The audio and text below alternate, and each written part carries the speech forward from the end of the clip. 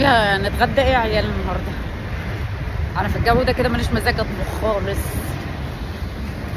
واول امبارح نزلنا كلنا سمك، ما انتوا كنتوا معانا اتغدينا سمك طبعا. ولو قلت لهم ناكل بيتزات او ايطالي هيقولوا لك لا احنا مش جايين اسبانيا عشان ناكل بيتزا.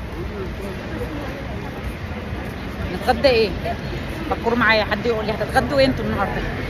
انا كنت عايزه انزل السنترال اجيب فرخه بلدي كده وباميه واطبخ، بس الجو مش مساعدني.